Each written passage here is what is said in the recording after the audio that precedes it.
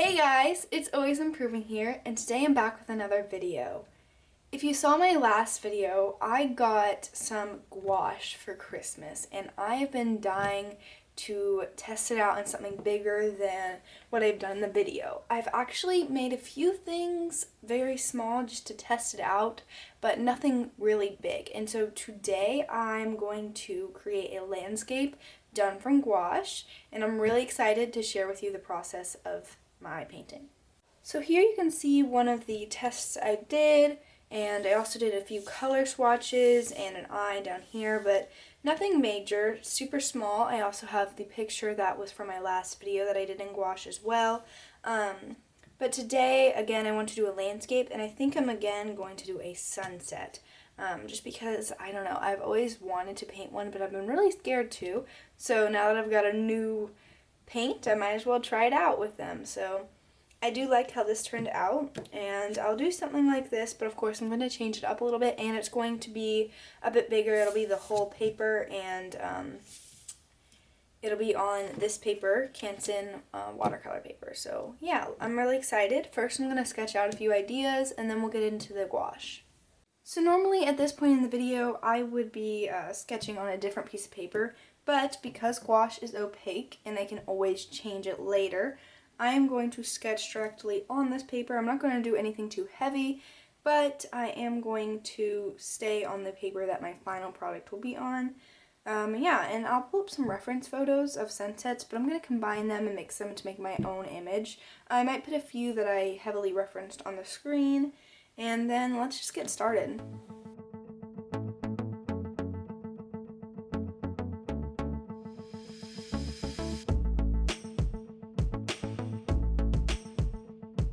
And this is about all the sketching I would like to be doing, so I think I'm going to go ahead and get out the gouache and start painting.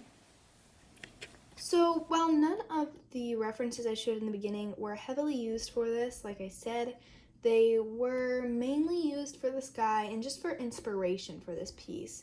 I was not looking at a reference while I painted the majority of it, and it was kind of just off my own imagination and just with some inspiration. So to begin with the sky, I started with a pink color that would be at the top of the image and slowly transitioned into the yellow at the bottom and added some orange in the middle.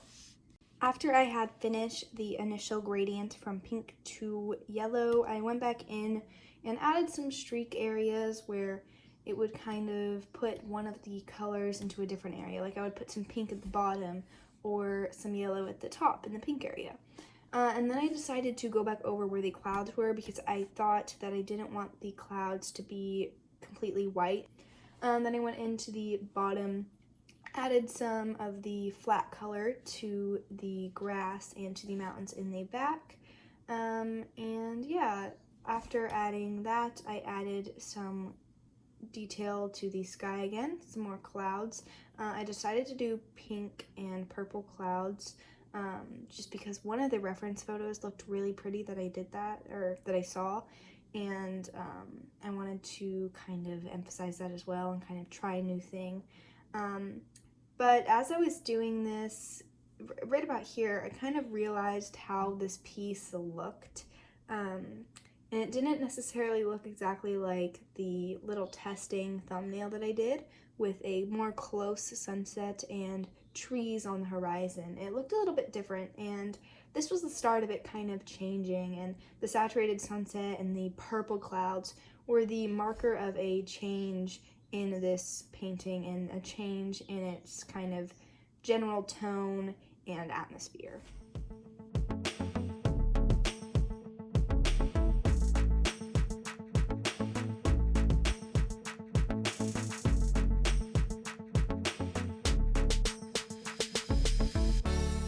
So after spending quite a bit of time on the detailing in the clouds and adding some warm tones to the sky, I moved on back to the fore and mid-ground where I was detailing in some of the grass in the very front of the image and also in the mountains in the back.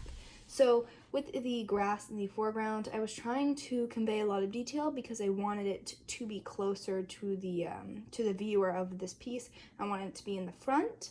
So I also emphasized some cooler tones because I knew that the sunset would be more warm, and so if it was farther away from the sunset, I decided it would be cooler. So that's why I added some more cool tones to the grass in the very front of the image.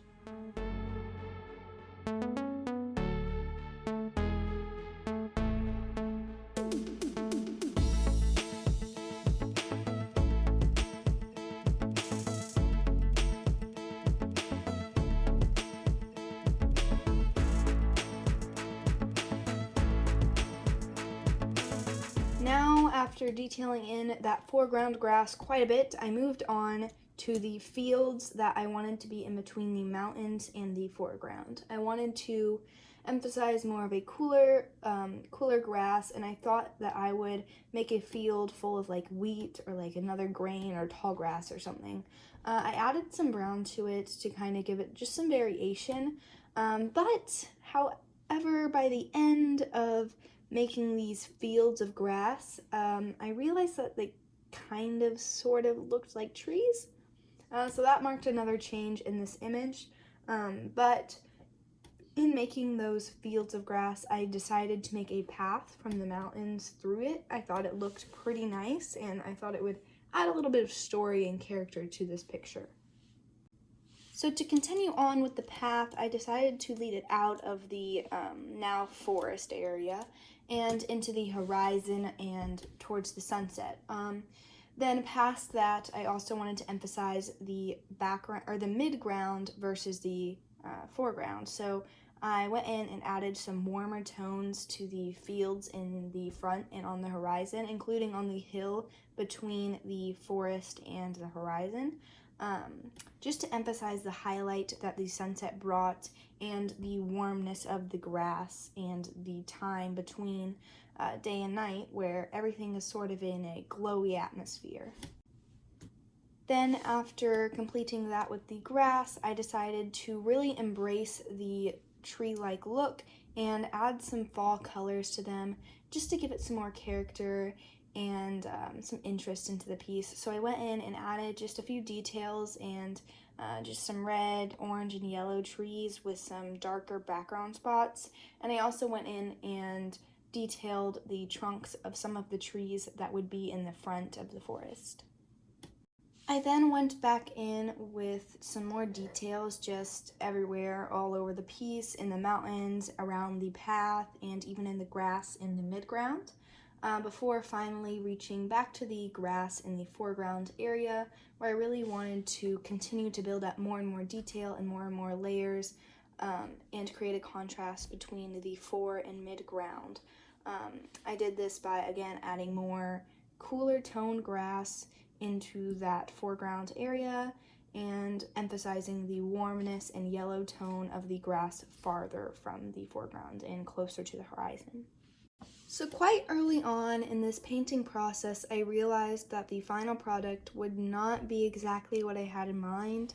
Probably once I started working on the foreground and the grass and the mountains and really reflecting on the sunset, just because, well, it wasn't really realistic. It wasn't my common style, you might say. I had purple clouds.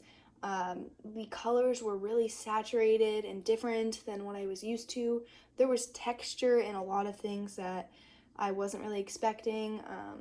It was just a bit different, and I decided to move on pretty early, and I committed to doing that, a different sort of image. I ended up doing more of an adventure style, fantasy look, and it was pretty stylized. It wasn't exactly what I planned, but it was pretty fun to make. And overall, I would do it again just because it enhances my creativity. It allows me to try something new. So it wasn't a bad process. It was just different than what I was expecting. And that brings us to the end of this painting process. I'm just going to sign the piece and outro the video. So I hope you enjoyed watching the process of this painting. I know it was different and it kind of evolved throughout this video and took shape took its own form, and I hope you enjoyed seeing that. I know it wasn't exactly what I said I would be painting, but it was kind of interesting for me at least. So again, I hope you enjoyed this, and I'll see you next time. Bye!